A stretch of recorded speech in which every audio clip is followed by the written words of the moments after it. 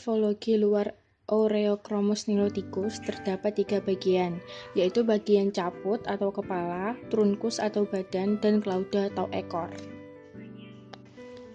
Yang pertama, bagian caput terdapat beberapa bagian. Yang pertama adalah rima oris atau celah mulut. Kemudian ada fovea nasalis atau cekung hidung yang berada di atas lubang hidung dan berada di depan mata ikan.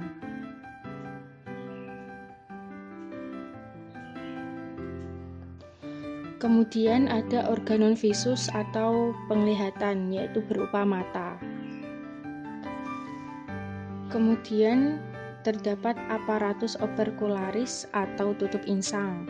Nah, tutup insang sendiri memiliki beberapa bagian. Yang pertama yaitu operculare, yaitu bagian tutup insang yang paling besar. Kemudian ada preoperculare, berada di depan. Kemudian ada suboperculare, yang berada di bawah.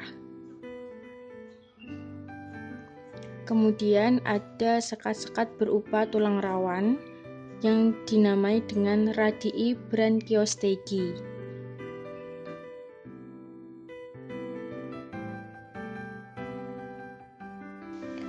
Bagian selanjutnya adalah bagian trunkus atau bagian badan.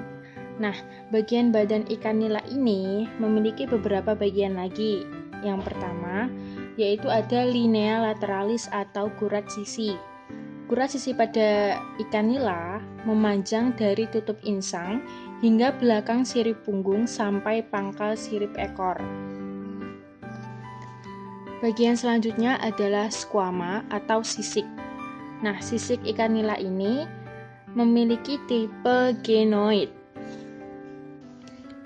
Kemudian, bagian trunkus ini juga ada pinnae atau sirip. Nah, sirip-sirip ini juga memiliki beberapa bagian. Yang pertama adalah pinna dorsalis atau sirip punggung. Lalu ada pinna caudalis atau sirip ekor. Kemudian terdapat sepasang sirip dada atau pinnae pectoralis. Lalu ada sepasang sirip perut atau pinnae abdominalis. Lalu yang terakhir adalah pinnae analis atau sirip anus. Letaknya berada di dekat anus ikan. Nah, ini adalah ilustrasi dari anus ikan nila. Selanjutnya, bagian tubuh ikan nila yang terakhir adalah bagian clauda atau bagian ekor. Nah, ekor ikan nila ini memiliki tipe homocercal.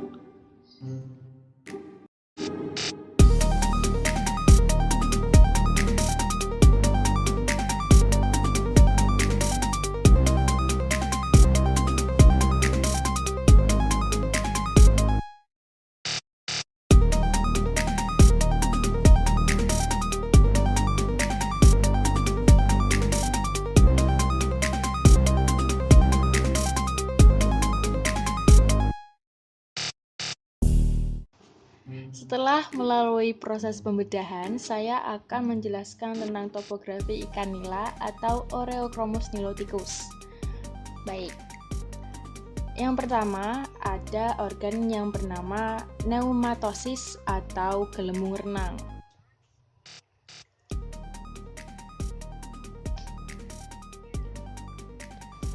Kemudian ada branchia atau insang. Lalu ada gonad atau kelenjar kelamin. Lalu ada ventriculus atau lambung. Lalu ada intestinum, yaitu usus. Nah, usus ini terbagi menjadi dua, yaitu usus besar dan usus kecil. Lalu ada hati atau hepar.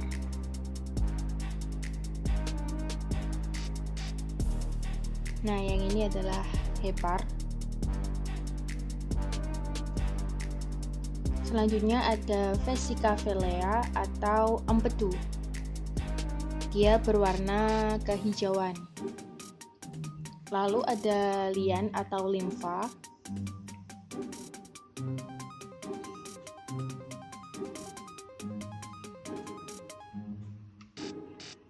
Nah, ini adalah lian. Lalu yang terakhir ada core atau jantung. Ini adalah core atau jantung. Sistem pencernaan ikan nila. Sistem pencernaan ikan nila ini terbagi menjadi dua. Yang pertama ada traktus digestivus atau saluran pencernaan.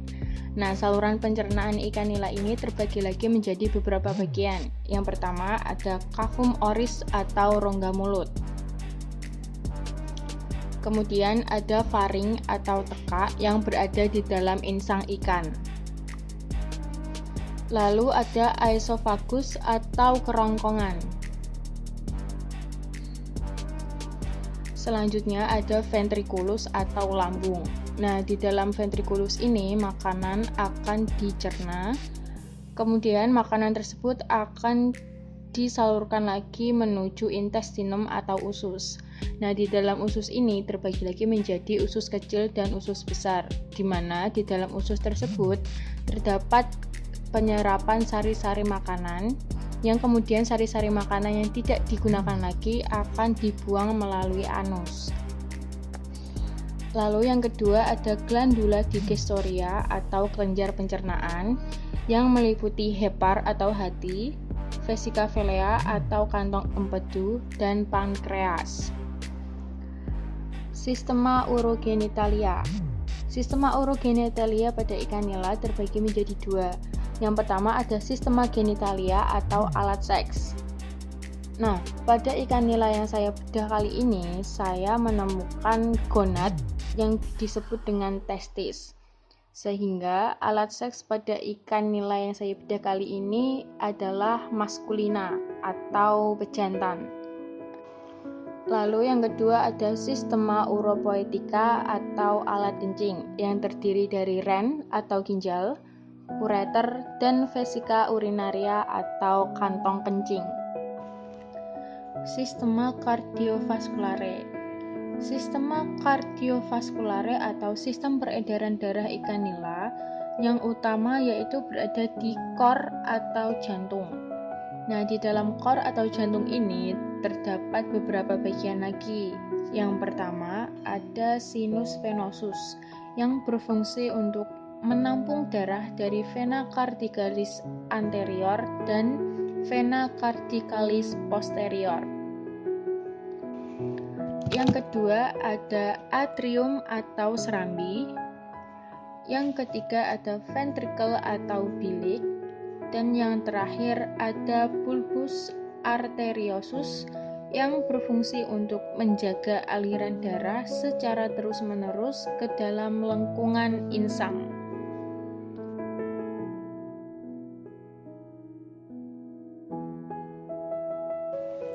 Sistema respiratoria atau sistem respirasi.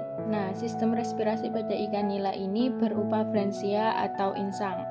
Nah, di dalam insang sendiri terdapat beberapa bagian lagi. Yang pertama ada arcus branchialis atau yang biasa kita sebut dengan lingkaran insang. Yang kedua ada hemibranchia, yaitu lembaran insang yang hanya memiliki satu lembar saja. Kemudian ada holobranchia, yaitu lembaran insang tetapi jumlahnya lebih dari satu. Atau biasanya kita menemukan dalam insang itu terdapat 2 lembar. Dan yang terakhir ada gill rakers, yaitu bagian insang yang berwarna putih.